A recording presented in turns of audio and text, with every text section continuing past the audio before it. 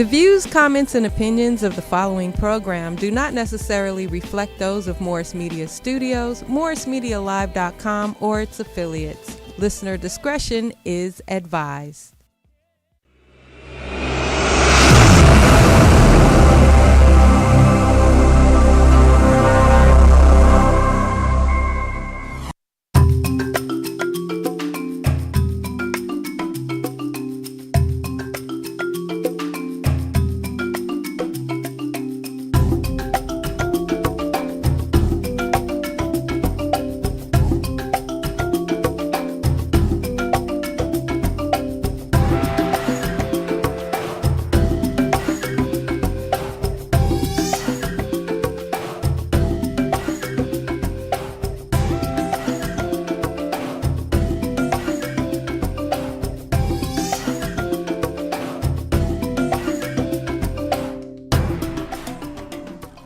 Beloved, blessed day to you. Welcome to Faith Without Borders. I'm your host, Pastor Kelvin Sauls. It is indeed a joy for us to welcome you once again today as we continue this month. It is a very, very exciting, a month for us and an opportunity to see how we can go deep and go wide. As you know, here at Faith Without Borders, we are a progressive and a prophetic platform that engages in thought-provoking and solutions-driven dialogue on critical issues that we face locally here in Los Angeles, nationally in the United States, and indeed globally around the world. And so, so we're looking forward to our time together. For today and for this month, actually in commemoration of International Women's Day, which was March the 8th, and Women's Herstory Month, we will examine the topic, what do you choose to challenge? And we're going to get deep into that here in a few minutes. As you know, a challenged world is an alert world, and from challenge comes change. And so the question that we're going to use as our framework is, how do we celebrate the achievement of women and elevate our commitment to continue the fight for gender equality and racial equity? We are in that moment right now with so much going on, around the world. What's happening on the one hand with the New York Governor Cuomo. We are in the midst of some challenging times in South Africa, gender-based violence, a moral crisis that we are dealing with here. And of course, here in so many countries, we continue to see the challenges that women face. We know the experience of Malala and what she, has gone through. And so as we, dissect this, today, we're going to kind of zoom in on what it is, how we need to name what these challenges are on the one hand, and on the other hand, how do we challenge them, and not just challenge them by talking, about them, but really looking at, solutions and how we need to change. Especially for us as men. And so I'm looking forward to our guests today. They are friends and colleagues. They speak truth. And I'm always willing to sit at their feet and to grow as I, recover, from patriarchy and sexism, as a man in this patriarchal world on the one end, but also, as a man that has been infected with and affected by sexism. So I'm looking forward to listening, to learning, and to see how we can leverage what we need to leverage to facilitate a more just, fairer, equitable, and inclusive world. So I'm excited about it, looking forward to it. This is going to be part one of two, and so we're looking forward to it. We want to start off our time together with a brief video that is on the website of the International, a Day of Women or International Women's Day.com. Powerful spoken word by a sister. So we're going to watch that, and then I'll introduce our guest, and we're going to go right into our theme and our dialogue. Let's check out this video, and then we'll continue our conversation on the other end. Here we go.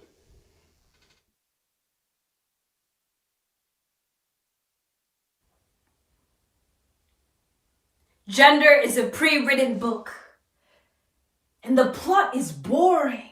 Daughter, girlfriend, mother, wife, rip out the pages, staple them to your back, and start soaring. Pretty, quiet, weak. They will try to describe you with such things, but you will use their stereotypes and turn them into your wings. When you choose to challenge, gender is a pre-written book, but not all the girls' stories end the same way. 33,000 girls are forced to become child brides every day. 132 million girls are not in school, and their futures are balloons that they watch drift away.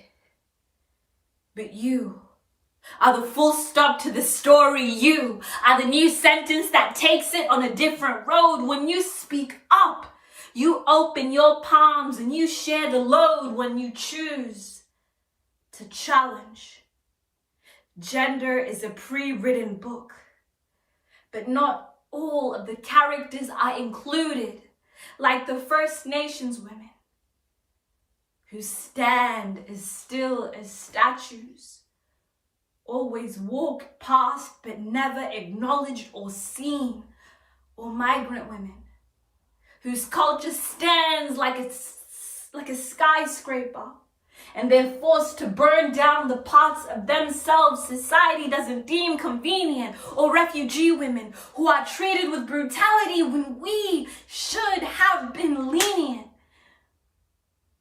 And you are there as this story unfolds, and you are faced with a choice. So choose to challenge.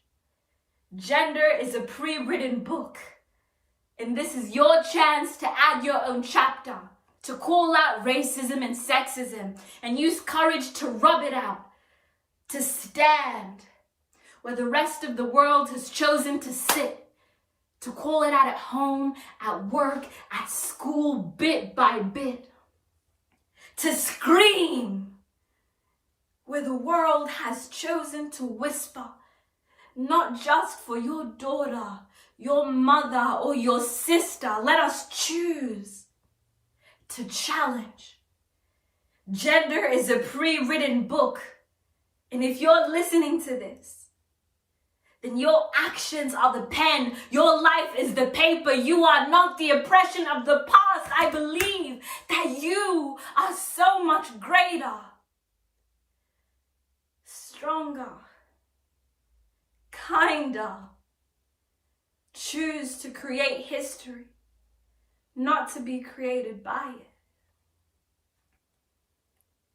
Choose to challenge.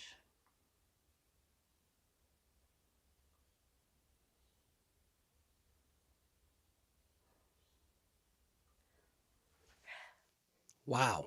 The stage is set for us, and I am so glad today to welcome to Faith Without Borders two colleagues and friends on the front lines. I first want to introduce Dr. Tabatha L. Jones Jolivet, who is an associate professor in the School of Behavioral and Applied Sciences at Azusa Pacific University. Her teaching and research focuses on womanism, black feminism, and black radical tradition, spiritual and sacred resistance, power and oppression, social movements, and change.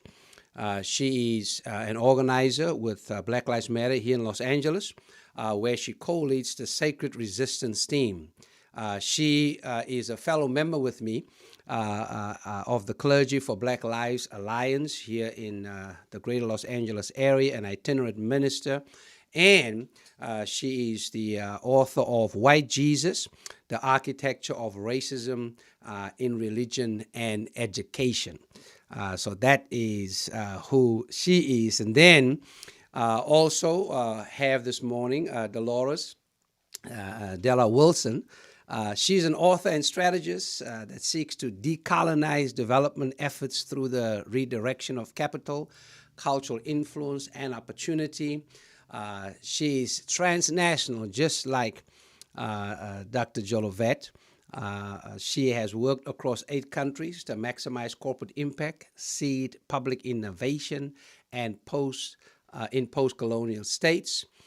She designs support for inclusive entrepreneurship and implement equitable strategies for organizational leadership. She's also an author of publications on entrepreneurial ecosystem development, culturally relevant approaches to public health outreach, and transnational racial equity span Georgetown University's Institute of Technology, Law, and Policy, the Ash Center for Democratic Governance and Innovation at Harvard University, and platforms including Adweek, Forbes, and the Medium. She's the former editor-in-chief of the Harvard Journal of African American Public Policy.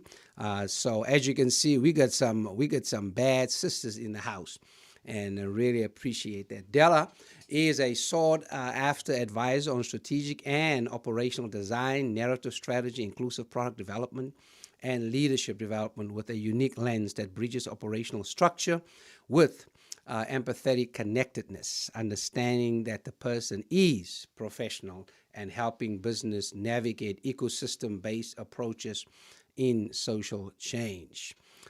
She's from the South, but right now she's right here in Los Angeles, and prior to relocating to the City of Angels, she was in Johannesburg, my hometown. There we go. In South Africa. So we're gonna get to all of it. And I would be remiss not to mention that we share as the responsibility or the privilege of being senior fellows with the Atlantic Institute, because we were part of the Atlantic, fellowship for racial equity, and so the two of us spent about a year together traversing, the United States and South Africa with our colleagues there and colleagues from here to just continue to examine this whole piece around racial equity. There you have it. Now y'all know who we got. The video is set up, and so I'm gonna, just start off with our theme. What would you challenge in light of that video, in light of the work that you are currently doing? Dr. Jolivet, what would you challenge? So much, Reverend Sauls, and to my colleague. I'm so glad to be with both of you today.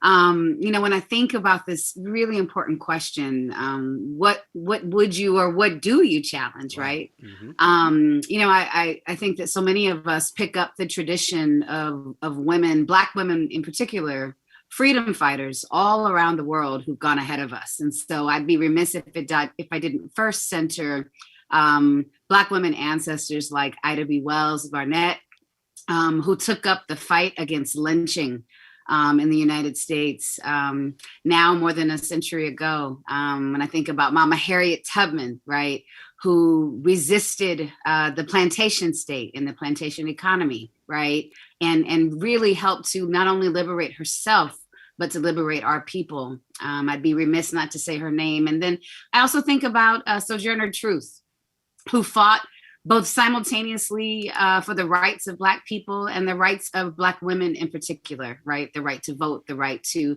be fully human. And so it's in that tradition that I think so many of us strive to resist what Patricia Hill Collins, a Black woman sociologist, names the matrix of domination, right? The interlocking systems of oppression that continue to shape all of our lives, but most acutely that shape the lives of Black women here in the United States and all around the world. It comes in many forms. One form that I particularly work against is the ways in which the carceral and police state influence and steal the lives of Black women. And so the last name that I'll lift right now is Breonna Taylor, who just yesterday we celebrated and honored her first angelversary. This is what we describe it in the movement. The day that she had her life stolen by a police state that dehumanizes, demeans, and destroys the lives of Black women. So this is the work that I know so many of us are committed to, and this is one example of why we must continue to fight to ensure that Black women are free. Absolutely. Thank you, Dr. Jolivet. Dela, let me get to you in terms of just the work that you're doing, especially in the business, the corporate, and entrepreneurial field, given that we are dealing with what we call racial capitalism and how that has just spanned, the entire globe, and so many strategies and ways to maintain that, or even to see how we can just, let it evolve instead of it being transformed, right? What would you challenge, Dela? Yeah, thank you. First of all, thank you for this question. And thank you for this amazing introduction with the poem and also lifting of our ancestors, which is so important because this work that I do, what motivates me, what keeps me here and keeps me alive and well in this work is knowing that so many women have come before me to pave the way on this fight and to provide direction for it. The work that I do is hypocritical in such that our lives are very much hypocritical as we push for equality within a capitalist society, which we know the bounds of and the limitations of the structure that we're within, but yet we vision and we strive for more, and we are motivated to and empowered to demand more out of love for ourselves and love for our community. And so I just want to recognize that tension internally is something that's very much a part of this work, especially in the corporate space. And it's something that I want to be upfront and honest about, and honest within when I say that what we're calling for is systemic change, but recognizing the bounds of the system that we're within. And so what I've struggled with, and even, Kelvin, in our work through the Atlantic Fellows Program, as I navigated this work and my own kind of perception on it, was that challenge around visioning, that challenge to imagine, what does this ideal corporate entity, or what does this ideal state look like in the full expression of our existence? And as I've worked with women entrepreneurs across the world and worked to empower this kind of momentum around creating your own future, empowering yourself, designing a life that you love and you lead, I truly do this work. And what I want to challenge is an ethos that exists that says anything beyond our mere existence is required in order to validate our worth and validate ourselves. And what's frustrating for me is that even in this work, as we've seen this, transcending momentum around a reinvestment in Black communities, particularly here in the United States, and this elevation of conversation around racial capitalism, which I'm extremely happy about and we're deserving of, when I still critique the strategies of where corporate dollars are going and where investments are actually being had, it truly is still around a lens of extraction. And so I just want to share a couple realities that are with me every day. Mm-hmm. And that's that Black women in the United States hold 2/3 of America's $1.5 trillion student loan debt. We make 76 cents on every dollar. And we start businesses at a rate 3 times that of our share of the population. And over 90% of the businesses started every year are started by us. We are moving forward. We are trying to push our way through as best we can. And yet, although I'm appreciative of the $10 million investment from Goldman Sachs in Black women-owned businesses and grateful for and see the benefit of that type of momentum, when I think about the fact that this is still asking us to extract, it's still asking us to pour in and give more. And we've already given so much. where is the investment attention in our well-being, in our existence, in our forgiveness of that debt, in our ability to relate, to be free, to simply just exist in our own bodies and not have to balance this extraction with our passions and with our artistry and with our love. And I want to share a quote actually from Pleasure Activism, which has really resonated with me. Adrienne Marie Brown is the author of this anthology. This particular part of it is very much informed by her study of Audre Lorde. And so she states, quote, "How do we center creation and desire as integral to liberation? That is a question we're going to have to keep asking ourselves, because this world begs of us to move out of scarcity, move out of fear, move out of crisis, and not imagine anything abundant or transformed, not to move out of desiring one another and being desired as powerful, fully living beings." And so when I take that sort of ethos, that sort of message, and translate it into new policies, new systems within a corporate organizational structure, new ways of us relating to each other as people, I really draw back from the perspective of the corporate entity as this machine, as this profit-seeking item. This is people work. And at the end of the day, how we relate to one another as human beings sets the foundation for how that business operates. Mm-hmm. And so that's how we bring this conversation out of extraction and back to investment in self and a centering of love and humanness and what's truly required for liberation. Yeah, I really appreciate you centering, humanity as part of, how you talk about it. And it seems as if there's just this constant, intention, if you will, to extract, right, from women of color in so many different ways. You rightly, talk about the rate that Black women start businesses, yet we're still dealing with pay inequality, in terms of talking about the load of student debt, that women have to deal with, and all of that. I want to move a little closer, but before I do that, I want to acknowledge our folk who are joining us on Facebook. We have folks joining us from all around the place, right here in Los Angeles, and around the country, but also from Namibia and South Africa. So great to see, all of our folk joining. Even folk from Philly, Dela, and you know who I'm referring to when I say Philly. So it's good to see my brother joining from there. But anyway, so I want to invite our folk who are with us on Facebook to just go ahead and just share some questions that you might have, or even put into the chat. What do you choose to challenge, and we'll lift some of those up as we continue our conversation. Dela, let me get back to you.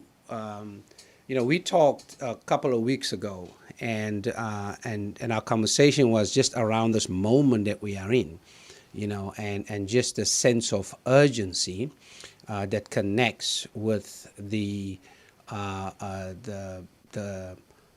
invented, scarcity that racial capitalism can invite us into, right? And we talked about the fact that everybody is talking about, given what's happening around this moment of reckoning, and the consciousness around racial equity right now and racial justice, there's just a sense like, we are in this moment right now, and we gotta get what we can. We gotta do it now, but before people's attention move to something else.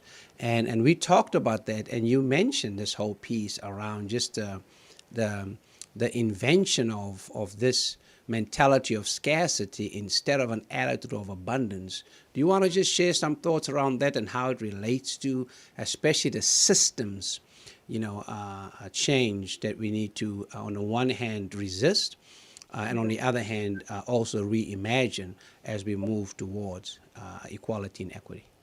Yeah, absolutely. This is this is one of my, I don't even like the word pet peeves, but it's a frustrating part of this for me. There's an article that a colleague of mine that I respect very much recently wrote, Chad Sanders in The Atlantic. He published a book called Black Magic. It's about the stories of corporate leadership, Black corporate leadership, and how they've navigated this space through resilience, through trauma, and the tools that they've used.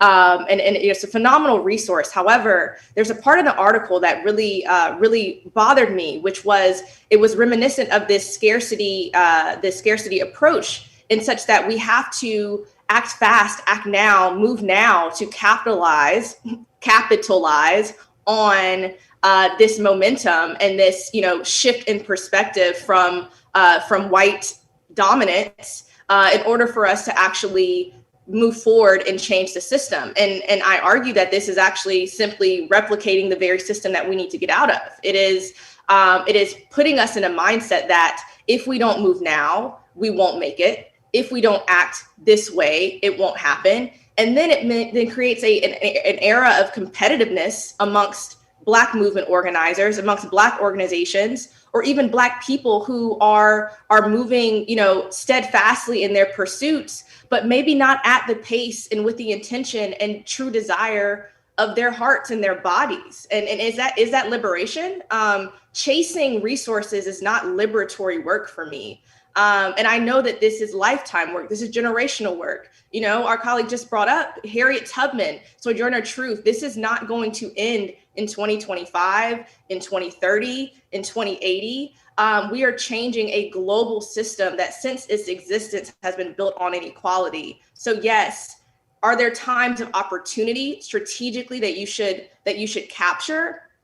Yeah, logic would tell you that. However, to do so with the mindset that we're going to run out, or to do so with the mindset that's going to propel more competitiveness or more scarcity amongst our people, when there is more than enough for everyone. There always has been, there always will be. It's simply who is controlling it and who's dictating where it goes. And that's what we have to shift. And certainly that work of that shift is about system change. It is about, getting into a deep analysis, as to how, schemes and system has been put into place, locally, regionally, nationally, and globally, right?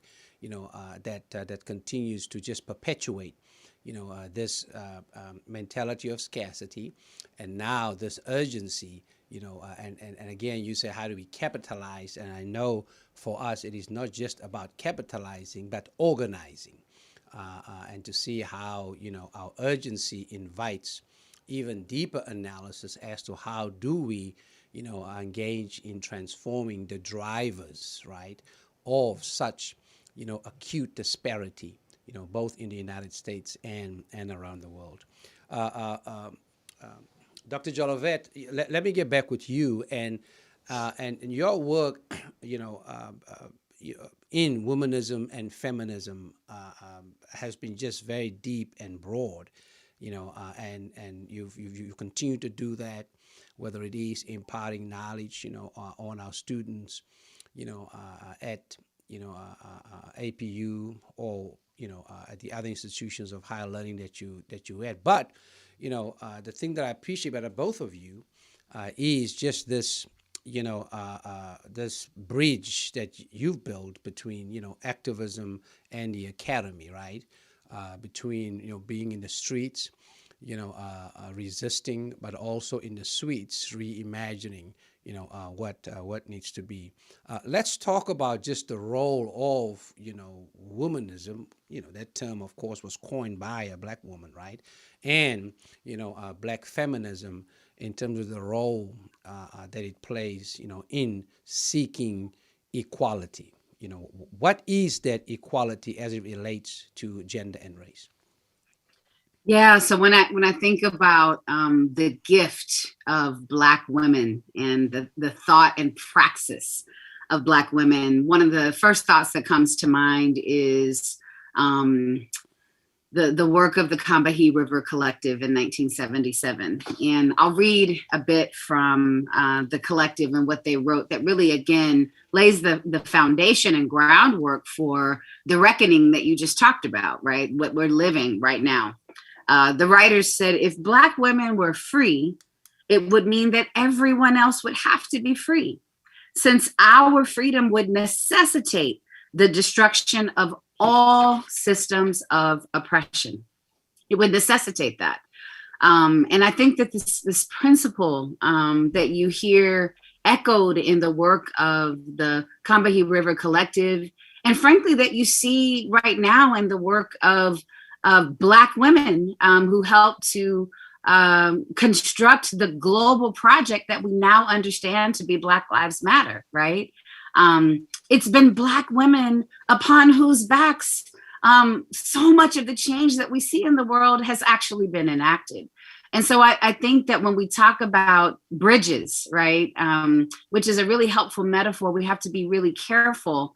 And I know that this is something that all of us on this call are committed to transforming the world in ways that do not demand and require the subjugation, dehumanization, right, and exploitation and marginalization and destruction of Black women's lives.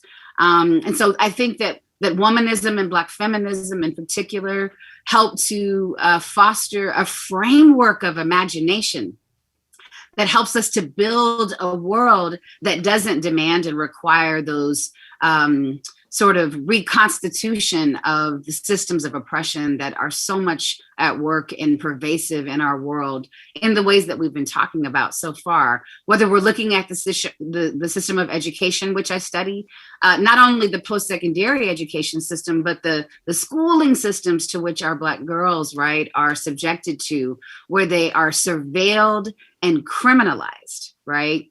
Whether we look at the systems of the carceral state, from jails and cages, and also to the system of health, right? The medical apartheid that Dorothy Roberts talks about that still very much exists. Harriet Washington, that very much exists for Black women who are birthing children, where Black children and Black women lose their lives upon entry, right? In the birthing process. It really reveals the urgency, which I think, again, is a paradox, the urgency of saving Black women's lives. As we think about the system of abundance, right? And as my sister talked about, this system of scarcity that people want us to believe in, which is mythology, right? As we simultaneously recognize that urgency on the one hand can simply reproduce the status quo, it's also really important to simultaneously recognize that urgency is also demanded, right? So I think paradox is a good way of thinking about that. How do we put into practice in our everyday lives, both the building and affirming of Black women's lives, of Black girls' lives, while simultaneously destroying and dismantling those systems that are death producing? Right? I think we have to hold both of those things simultaneously intact. And this is one of the greatest gifts of Black feminist thought. Abolition is a Black feminist idea. And it is not simply an idea in the abstraction. It is something that we practice as we simultaneously strive to build while also dismantling. That's part of the gift that I have sort of received in this tradition. And it's part of what I think helps us to move forward in really experiencing the simultaneity of oppression, right? While also striving for our freedom collectively. Yeah, I want to, and you certainly, that tradition that you've received, you are practicing it just powerfully and profoundly, in the work that we are doing, both here in Los Angeles, and how the movement for Black lives is impacting this movement of transformation in so many ways around the country and indeed around the world. Dr. Jolivet, I want to stick with you and connect something that Dela said, which is just this whole strategy, if you will, of extraction, right?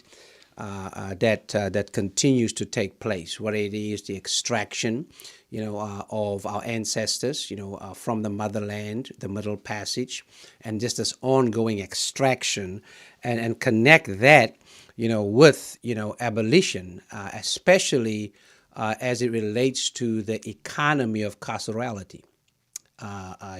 Starting, of course, with that trifecta of, law making, right, law enforcement, and then prisons.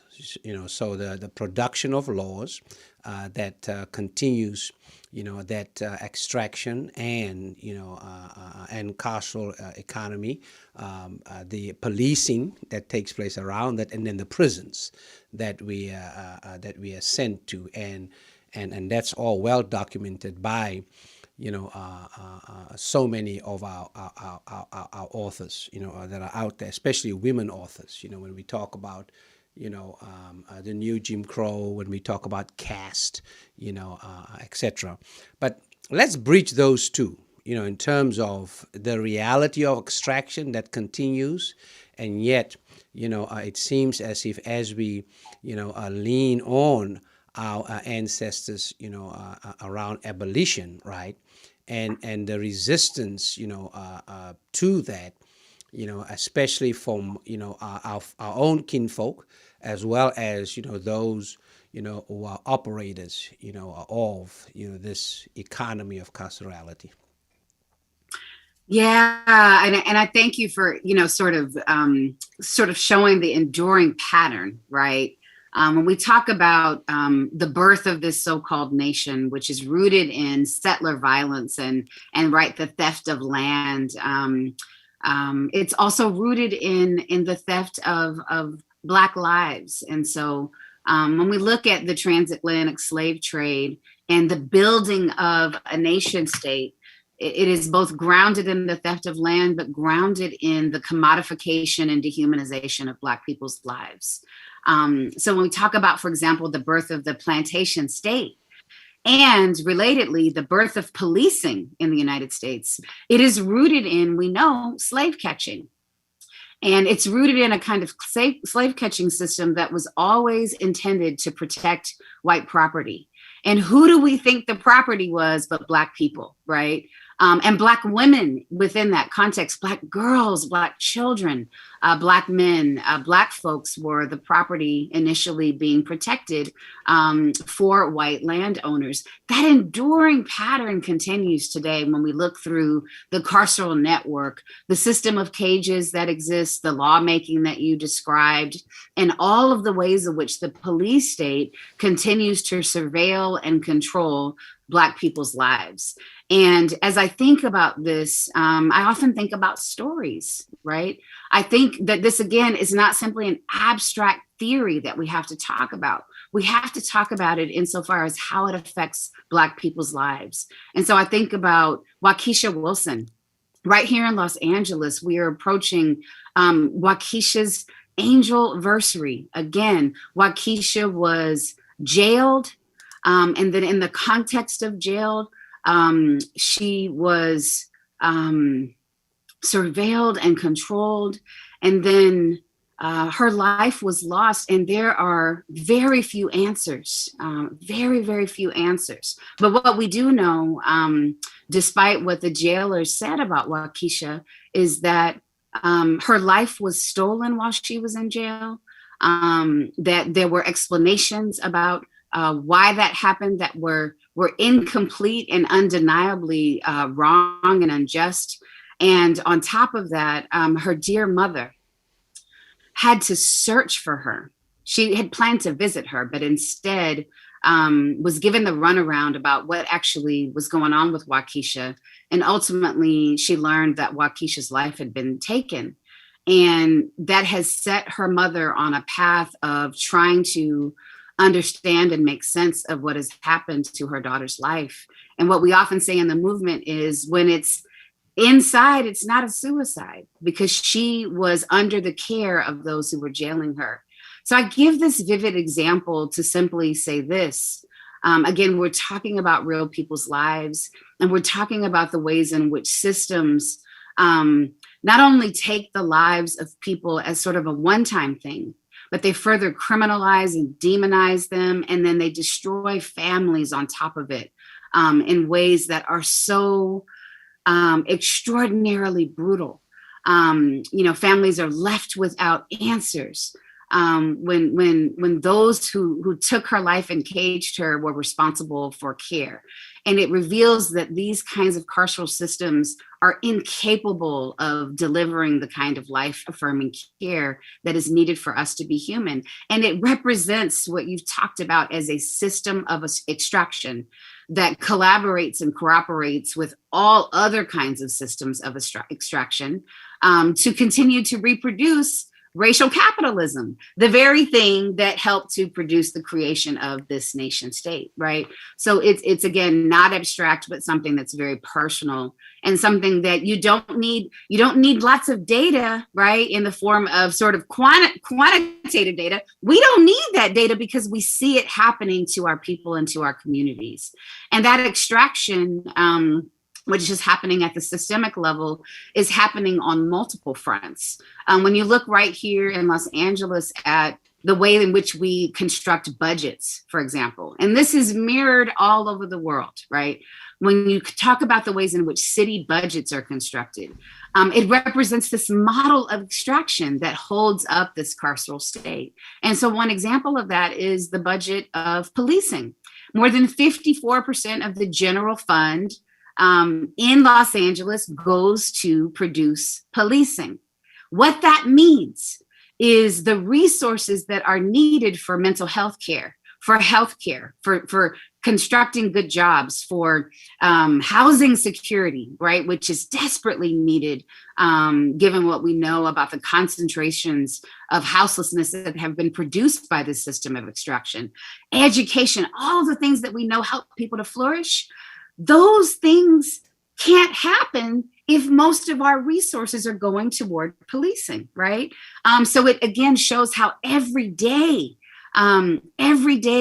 policies and decision-making produce and reproduce the systems of extraction that steal lives, not only like in the case of the extreme example that I gave with the theft of Waukesha's life, but also in the everyday ways in which life is stolen through the extraction of resources. And Black women and Black girls bear the brunt of that. Black women and Black girls bear the brunt of that. This is why Malcolm X said this now more than 50 years ago, that the Black woman is the most disrespected and unprotected person in the world. Wow, thank you for that. And we're going to jump into, how do we now respond, in a solutionary and strategic way to what Malcolm has said and what the two of you have said, because we want to check in on some solutions, around that. We have several, comments coming through on Facebook. Lejeune said the economy of carcerality and medical apartheid are destroying communities, families, and lives. We see it every day.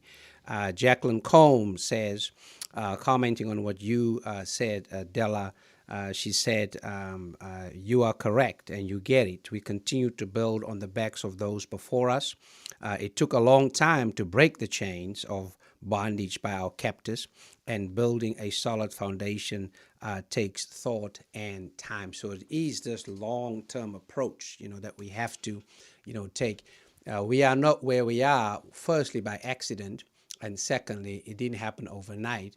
And so we can only get where we need to, we can only go where we need to get to intentionally, and it's going to take, some long-term, commitment, to that.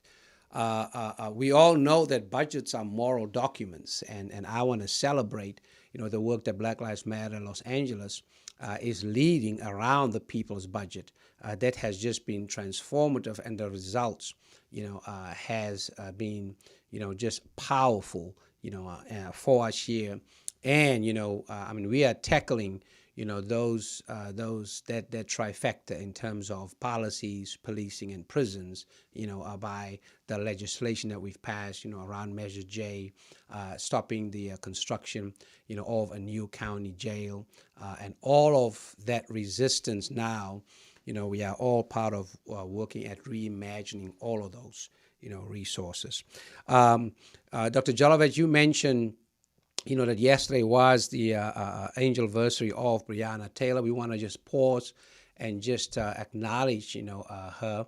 And we have a picture we want to put up of her in terms of Oprah, for the first time, not putting herself on the cover of a magazine, and we want to say that the life of Breonna Taylor certainly matters. We say her name and the names of so many others, who have fallen victim, to an economy of carcerality that continues to adversely impact, women, as we continue this work together. Dela, I want to get back to you as we transition to, what are some strategic solutions we can look at based on where we are and what we are going through, not just in this moment, but how can this moment be an opportunity to build an ongoing movement that can facilitate gender, equality and racial equity. Any thoughts that you have in terms of just some strategic, steps we can take, some simple steps we can take, but it all has to be very, very intentional, in terms of facilitating systems change, right? Yeah, absolutely. And I think, and I appreciate your acknowledgement that this can be simple, right? In terms of the day-to-day steps that we take that multiply and accumulate to build systems change. Oftentimes, especially when I'm talking to young people, their focus is on what Congress has power over. Their focus is on what the president should or should not be doing. And do not get me wrong, the accountability measures and the expectations that we have for those holding the highest power of office in this country should absolutely be high. But what we fail to do oftentimes, and also what our system has also extracted from us and prevented us from doing in terms of the removal of the availability or ability to vote, for the felony population, is that we're not as active on our local communities, in our local everyday conversations with our city councils, with our mayoral offices, where we have a lot more influence on a day-to-day basis. And so when I think about, what are these sort of strategies, the conversations, the interactions that we need to have between men and women, between non-binary folks, between dominant cultures, between white people and Black people on a day-to-day basis, it's a measure of accountability and transparency. When you look at especially the kind of diversity, equity, and inclusion work, and I put that in quotations because I have an issue with the framing of that. However, the industry that it represents and the work that we see in corporate America around inclusion oftentimes is, how do we kind of create an environment where everyone can be themselves, where people feel acceptable, where people are able to navigate their work without removing themselves from their identity? Oftentimes the focus is on inclusion, and it's actually not on calling out, calling up, and holding accountable the individuals, the teams, the managers, those responsible for pushing forward those non-inclusive ideals, for pushing forward discrimination. We balance this idea around cancel culture, which, again, the framing is a challenge, but the meaning behind it, I find a lot of resonance with, in terms of holding individuals accountable for what they say, especially when they are in a position of influence. We are people. We respond to culture. We identify with cultural values. If someone in authority is pushing forward a racist or sexist view, is making a decision that has racist or sexist outcomes, we can't just put a budget towards recruiting more Black people and expect that to solve the problem. There's a measure of accountability that has to be had with those responsible in-house. And so what I think we can do every day is we take those tenets of accountability and transparency and put it into our conversations that we're having with our friends. When your male friend or your male colleague says something that is inappropriate, that makes you uncomfortable as a woman or a non-binary person, that makes you uncomfortable as a man, I think that's another part of this that's important, is to recognize where especially sexism shows up between groups of men, within groups of men, and how it also is damaging to their identities and their community development as well. This is not just a man to woman issue. It extends far beyond that as we support our queer communities as well. And so in those day-to-day conversations that we're having, how are you holding the people accountable that you have influence over? And we each are influencing someone. You don't have to have 50,000 followers. You don't have to be the congressman of Georgia in order to make a difference. In your community every day, what are you doing to influence those around you to hold them accountable for this ideology, for this system that they are buying into, and for the words and ideals that they're pushing forward that are preventing us from breaking these systems down as a wider community? Absolutely. Everyone, everywhere can choose, to challenge change, every day in so many ways. So you're absolutely right in that. And, you mentioned, democracy is an invitation to participation, right? And the three pillars of that, Dela is, as you've lifted up, integrity, transparency, and accountability, and we all on a journey. And my last question today is going to be, a question in vulnerability and inviting, the two of you to respond, to that. But I want to get to, Dr. Jolivet. Higher education, of course, as you know, plays a huge role as we, discern how to, choose what to change or how to change what needs to be changed, and yes, even within that, there is, just this Eurocentric framework, if you will, around how we educate, how previous generations, has been educated, how we've been educated, and how the next generation is being educated, as you impart knowledge, to the current and next generation, what role, do you think, education can play, around this ongoing movement of gender equality and racial equity? I think that's such a great question, Reverend Sauls, and it's so complex, but I know our time is short. I think that it's important to recognize that often our schooling systems, right, systems of education are rooted in the same sort of racial capitalism that every other system that exists in society is grounded in. Whether we're talking about religious institutions, whether we're talking about legal institutions, whether we're talking about educational institutions, they all sort of have a track record of being invested in the status quo. And so I think we cannot take these systems for granted as being benevolent, right? So sort of recognizing that these systems are not inherently good is sort of one just, I think, premise that we have to begin the conversation with.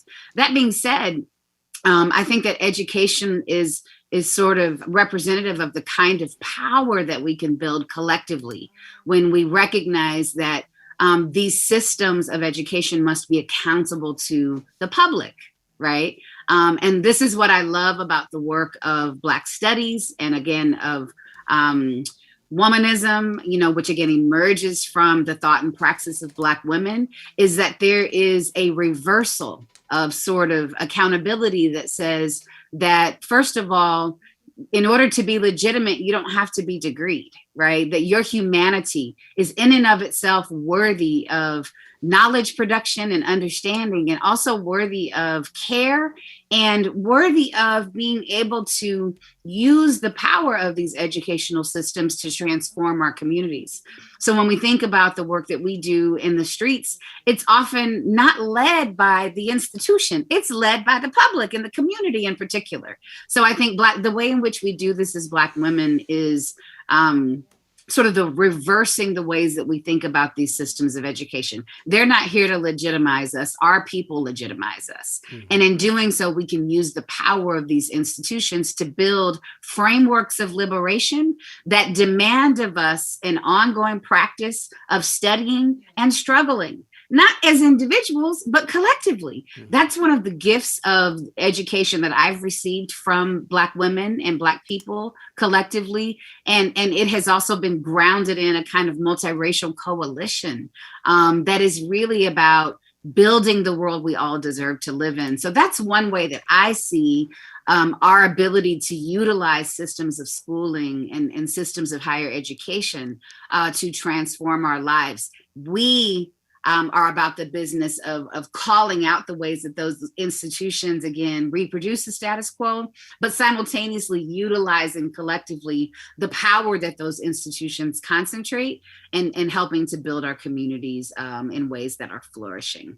Yes, indeed. It is, as you mentioned, a collective and a collaborative, project, and it takes all of us, around that. The two of you are my friends and my colleagues, so, I can be, vulnerable with you as I seek to continue recover, as both an African and a Black man, from systems of patriarchy and sexism, that I, was born into and have been, socialized with. Let's talk a little bit. I mean, just share with me. I mean, what would you say to Black men, right? Who in so many ways, we've whether we want to admit it or not, have the advantage of, gender. After all, when women's suffrage took place and the vote was extended, to folk in the United States, it went to men first, right? Before it, I went to women. And there's a lot went on around, even, all of that. But, what word do you have for us? How can we as Black men, be partners with you, in this urgent, critical, and long-term strategic fight, for gender equality and, and racial equity? Talk to me. Who wants? Anyone can go first. So I'll hop in here. That's a huge question, and I want to acknowledge first that a lot of the work that we're doing on a systemic level right now, it's very much how do we support, integrate, evolve the Black community in its relationship to the white community. That's the dominant narrative that is around. Problematic for many reasons. It's necessary, it's not sufficient, because there's a whole other movement that's also happening, and that is the internal Black movement. And that is a movement amongst Black women and Black men and how we navigate systems of patriarchy within our own communities. And when we look at even the development of the civil rights movement, the earliest of it in the early 1900s to the mid 1960s, and the reality is that more times than not, the conversations between men were had separate from women. The fight that our women leaders had to put in place to speak up and be heard and be included within their own struggle is still very much apparent today. And I think that as Black men, we see oftentimes as they reach, their 40s, 50s, 60s, there may be a shift. They recognize the influence of women, what women have sacrificed for them, what their mothers have done for them. It's oftentimes harder to have that conversation amongst younger men who are influenced by so many other things, from music to culture to teachers to whatever. And it's truly holding us back. And so what I would say for Black men, especially Black men that are dedicated to advancing their Blackness, is that, it cannot be done without the elevation of Black women. It will not be done without the elevation of Black women. And it's not a matter of you stepping to the back, but it absolutely is a matter of you stepping to the side and recognizing that, women, because of patriarchy, we forget how powerful women are. The ability to birth a human being is something that men could absolutely never accomplish. That in and of itself if we have to spit facts, if you need a research report to justify this, which of course we do not, but if you feel that you need to, let that be enough evidence to justify why women deserve to direct this movement. The intersectional experiences that we see and view and experience this world from so many other perspectives beyond the view of a male gaze, that naturally our involvement and our support and our ideas bring up everyone around us. And that is such true to this movement, to this work. And so I would encourage Black men to step to the side so that we are with you on an equal playing field, that we support one another and invest in one another so that we can all rise together.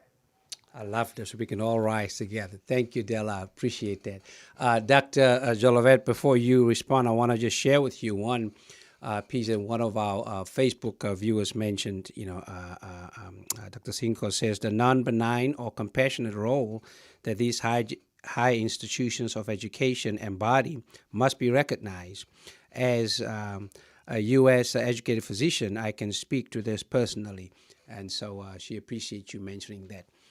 Dr. Jolivet, your word, for me as a Black man, for us as Black men, as we seek to grow, in our, collaboration, with our sisters around our collective liberation. I really appreciate both of your comments. And I would only add that when we talk about the struggle for our liberation collectively, I really appreciate what Dela said, and I would just join her in saying that sort of ending patriarchy and transaggression and all other systems of oppression is a struggle, a constant struggle, as Angela Davis says. And what that means is it's not one and done. It's not that you've read a book, right? It's not that you've said, oh, I've lifted the names of women, right? Or even that you've hired a woman if you have a position to do that, but that you are engaged in an ongoing struggle to really kill the patriarchy that lives in you, to kill the sexism that lives in you, and to end it in every place that you find it. In every place that you find it. Part of what that demands of our brothers is that we are willing to accept the leadership of Black women and Black girls in every crevice of society, right? And especially in those institutions where Black men in particular have wielded a lot of power. I think about churches and other religious institutions, right? And the ways in which those systems, again, reproduce the oppressive systems that we see in the world. This is very much a question of faith. Do you believe that women and girls, and I mean all women and all girls, are children of our Creator and worthy of dignity, care, and respect, and are brilliant and have the capacity to imagine a world that you do not yet live in, right? And if that's true, and even if you have to fake it till you make it, the point is that you diligently and relentlessly commit to that as a struggle. Again, not a one and done, not a, I've gotten this figured out. You won't arrive. But if you're willing to engage and struggle and to, again, do so, not simply as an individual assignment, but in community, and take leadership from the very people who are most subjugated by the status quo, that will transform you. And be willing to accept when we call you in, right? When we tell you, brother, I need you to know that I don't need to be your queen. I'm here to be human, right? I'm not here to be above you. I'm not here to be behind you. I'm here to be human. If we can build that, then our children and those who come after us will actually inherit a world where they don't have to take up this fight. And that's part of my dream and hope, that we will end these systems of oppression in our lifetime. My Lord, my Lord, my Lord. Thank you so much. This is just part one, y'all. My goodness. And we've gone way deep, but I ain't surprised. Because we've had with us Dr. Tabatha L. Jones Jolivet. Thank you so much. I call her Sister Doc. for who you are and what you do, and appreciate your friendship and partnership. And then, of course, Dolores Dela Wilson, my dear sister and fellow. Thank you for who you are and what you do. Sure enough, appreciate you, and I just love the transnational work that all of us are a part of, because we know that the pharaohs that we are dealing with are transnational, and we would want to not just during this time but all time lift up the leadership and the partnership, the leadership of and the partnership with, women in general, but particularly Black women in the work that's going on right now. Here in the county of Los Angeles, we celebrate the fact that we have a board of supervisors that is made up of all women. And so we're excited about that. And of course, from Stacey Abrams, in Georgia, to, Vice President Kamala Harris, to, Representative Karen Bass, and Barbara Lee here in California, to so many of our leaders around the country. It is about coming together side by side. And so I just want to express our appreciation, to you for sharing, your thoughts, for challenging us, and inviting us on this ongoing journey towards, liberation. It is hard work, H-A-R-D, and it is heart work, H-A-E-R-T. My theory of change simply is this, when some people, are organized to otherize, we must come together and organize to humanize, because it is in our common humanity that we find, both, our salvation and our liberation. So appreciate it. Thank you so much, my sisters. Blessings, and I know I'll see you all on the journey, on the front lines, in the struggle, as we continue our work together. Thank you for joining us, on the platforms that we were on today. I really appreciate your comments, and this will, of course, be on Facebook for the day. So please share it with friends, as well as we'll post it on YouTube as we continue to examine our faith without borders. We want to close today with, once again, that video that we started with, that is, on the website of internationalwomensday.com. Powerful spoken word. And I just cannot close today without allowing the voice of a woman to close us out. Thank you for joining us. Let's keep on keeping on fighting for global beloved community.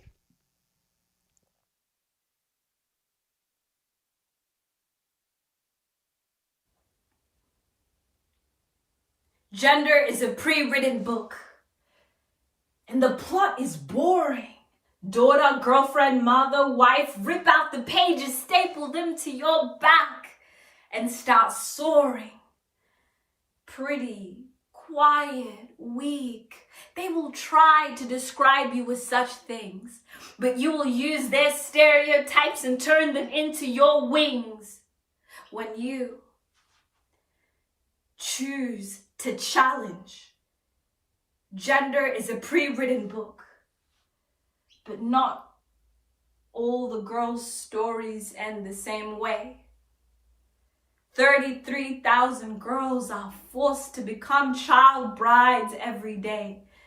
132 million girls are not in school, and their futures are balloons that they watch drift away.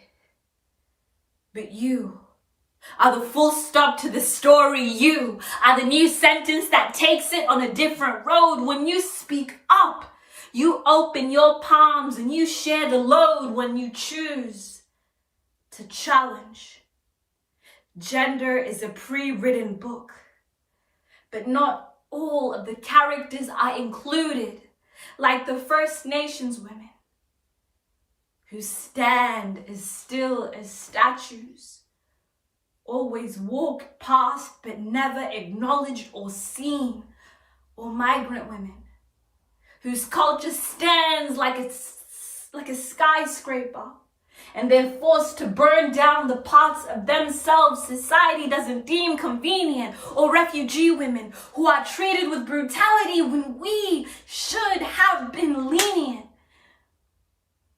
And you are there as this story unfolds and you are faced with a choice. So choose to challenge. Gender is a pre-written book.